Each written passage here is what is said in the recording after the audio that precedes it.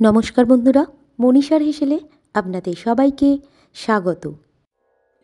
আজ আপনাদের সাথে শেয়ার করব মাটির আলু দিয়ে ট্যাংরা মাছের দুর্দান্ত স্বাদের ঝোলের একটি রেসিপি। আর এই রেসিপিটি আপনারা গরম গরম ভাতের সাথে পরিবেশন করতে পারেন। চলুন তাহলে বন্ধুরা দেখে নেওয়া যাক আজকের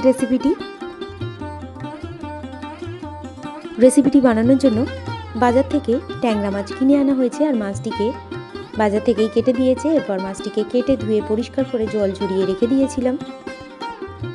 এরপর দিয়ে দিলাম 1 চামচ পরিমাণ হলুদ গুঁড়ো, 1 চামচ পরিমাণ লবণ, আর দিয়ে দিলাম 1/2 চামচ পরিমাণ রেড চিলি পাউডার।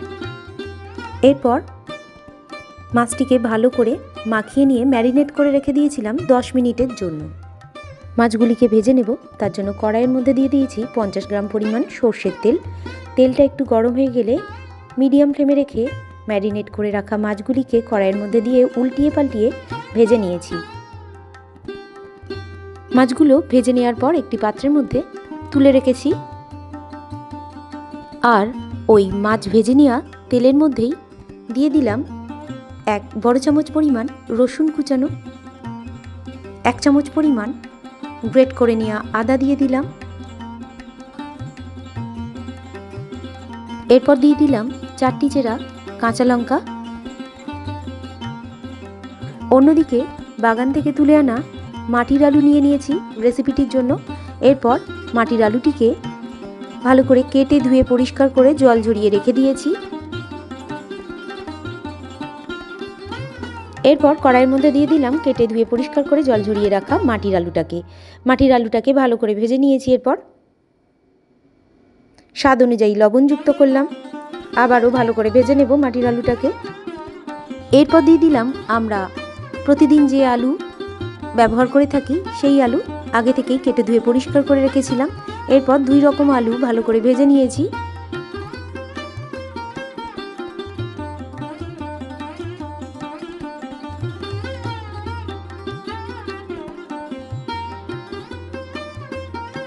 এরপর দিয়ে দিলাম 1 চামচ পরিমাণ হলুদ গুঁড়ো, 1 চামচ পরিমাণ কাশ্মীরি রেড চিলি পাউডার দিয়ে দিলাম।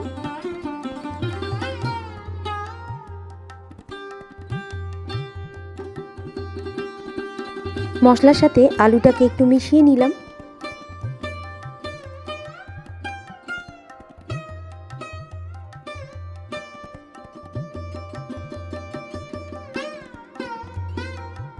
এরপর দিয়ে দিলাম 1 চামচ পরিমাণ জিরে গুঁড়ো, আর দিয়ে দিলাম 1 চামচ পরিমাণ ধনে গুঁড়ো। সমস্ত মশলার সাথে আবারও আলুটাকে ভালো করে কষিয়ে নিয়েছি।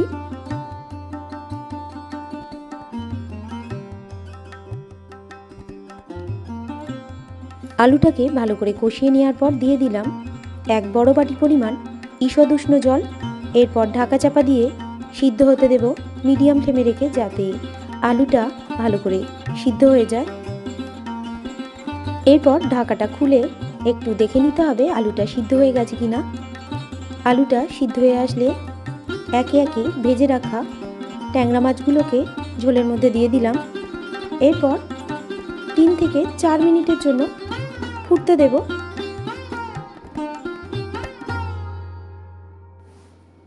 দিয়ে দিলাম 1 চামচ পরিমাণ গরম মশলা গুঁড়ো। ভালো করে গরম মশলাটার সাথে ঝোলটাকে মিশিয়ে নেব। ঢাকা চাপা দিয়ে দেব 1 থেকে 2 মিনিটের জন্য। ঢাকাটা খুললেই তৈরি হয়ে গেল আজকের রেসিপি মাটির আলু দিয়ে ট্যাংরা মাছের ঝোল।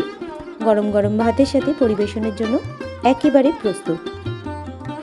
অন্যান্য রেসিপির মতো আজকের রেসিপিটি যদি আপনাদের ভালো লেগে থাকে বন্ধুরা, অবশ্যই আমার এই ছোট্ট চ্যানেলকে এগিয়ে যেতে সাহায্য করবেন।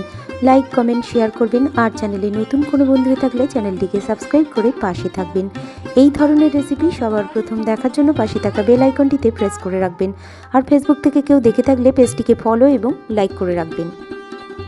রেসিপিটি শেষ পর্যন্ত দেখার জন্য আপনাদের সবাইকে ধন্যবাদ।